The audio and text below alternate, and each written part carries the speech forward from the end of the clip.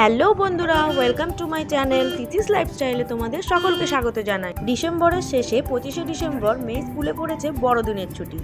আর মেয়ের ছুটি মানেই আমাদেরও ছুটি, আর সেই ছুটিটাকে আরও বেশি ভালোভাবে উপভোগ করার জন্য আমরা এবার গাড়ি নিয়ে চললাম কলকাতা। জামশেদপুর থেকে বেহালা এই 350 কিলোমিটার যেতে আমাদের টোটাল সময় লেগেছে 5 ঘন্টা। মাঝে আমরা 1 ঘন্টার ব্রেক নিয়েছিলাম, মানে ওই ধরো সকাল 7টার সময় আমরা স্টার্ট করেছিলাম আর বেলা 1টার সময় আমরা পৌঁছে গেছি বাড়ি এসে একদিন রেস্ট নিয়ে আমরা আবার বেরিয়ে পড়ছি কলকাতা ভ্রমণের উদ্দেশ্যে।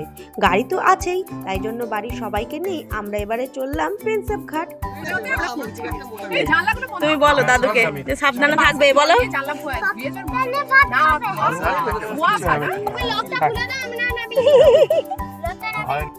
মেয়ে কিন্তু অনেক কষ্ট করে গাড়ির দরজাটা দিল, আর এইদিকে দেখো আমাদের গাড়ি কিন্তু পুরো ফুল হয়ে গেছে। পেছনে মা, দিদিভাই, দাদাভাই, ঘোতন সবাই মিলে বসে, আর এদিকে এবারে বাচ্চা কলকাতাতে ফার্স্ট ড্রাইভ করবে। টাটা করে দাও, টাটা করে দাও।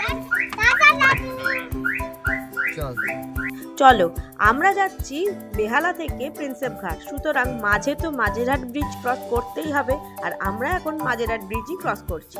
কিন্তু কিছুক্ষণ আসার পরই দেখলাম ব্যাস জ্যামে ফাঁসলাম। আলিপুরের সামনে পুরো জ্যামে জ্যাম, কারণ কলকাতার সবাই তো এই সময় বেড়াতে বেরিয়েছে। আলিপুর জুতে তো এই সময় প্রচন্ড ভিড় থাকে। বাড়ি থেকে বেরিয়েছি ধরো দুপুর 3টে, কিন্তু কিছু করার নেই, এই আলিপুর দিয়েই ক্রস করেই আমাদের যেতে হবে এখন। এই জ্যামের মধ্যে বসে বসে আমরা সবাই বোর হয়ে যাচ্ছি, কিন্তু অবশেষে একটু ভালো রাস্তা পাওয়া গেল, আর এই রাস্তায় নো জ্যাম।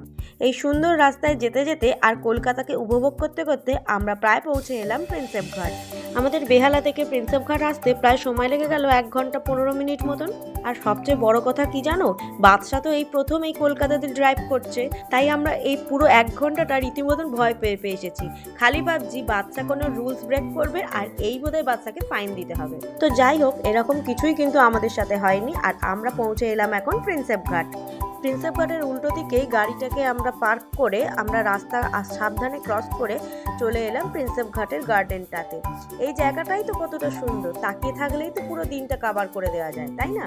তারপর আরেকটু হেঁটে রেল লাইন ক্রস করে আমরা চলে গেলাম গঙ্গার ধারটায়। কলকাতার এই সুন্দর সিনারি, এটা তো আমরা সবাই দেখেছি। বন্ধু বান্ধব মনের মানুষ নিয়ে এই গঙ্গার ধারে বসে অনেকটা সময় কাটিয়ে দেওয়া যায়, আর এইখানে নৌকা বিহারও হয়, চাইলে তোমরা সেটাও করতে পারো। আর আমরা এরপর এসে দাঁড়ালাম প্রিন্সেপ ঘাট স্টেশনে, আর এই সময় দুটো স্টেশনে দুটো ট্রেন ক্রস করলো।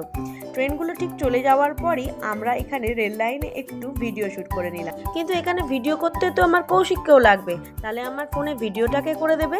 অতঃপর আমার শাশুড়ি মায়ের হাতেই আমি ফোনটা ধরিয়ে দিয়ে বললাম একটু ভিডিও করে দাও, আর শাশুড়ি মা তো 1 নিমেষে রাজি হয়ে গেল। এই প্রিন্সেপ ঘাটে এসে কিন্তু আমরা দারুণ মজা করেছি, এত ভালো লেগেছে জায়গাটা যে কি বলবো। চলো, এখানে আসা থেকে এখনো প্রিন্সেপ ঘাটে থাকা অবধি অনেক সুন্দর সুন্দর ছবি তুলেছি আমরা, তার কিছু ঝলক তোমরাও দেখে নাও। আর তোমরা অবশ্যই কিন্তু আমাকে কমেন্ট করে জানিও এই ছবিগুলো আর এই ভিডিওটা তোমাদের কেমন লাগলো। আমি 4-5 বছর আগে একবার এখানে এসেছিলাম, তখন এই নিচের সাদা জায়গাটা গ্রিল দিয়ে ঘেরা ছিল না, তখন ওপেন ছিল জায়গাটা, আর ওইখানে নিচে দাঁড়িয়ে অনেক ছবি ভিডিও এইসব তোলা যেত, খুব ভালো লাগতো তখন। কিন্তু এখন সাধারণ মানুষের জন্য নিচে যাওয়াটা পুরোপুরি বন্ধ, কোনো স্পেশাল পারমিশন থাকলে তবেই নিচে অ্যালাউ করা হয়। তো তোমরা শীতকালে ছুটির একটা দিন যদি সারা দিনটা খুব ভালোভাবে কাটাতে চাও, তাহলে চলে আসতেই পারো কিন্তু এই প্রিন্সেপ ঘাটে।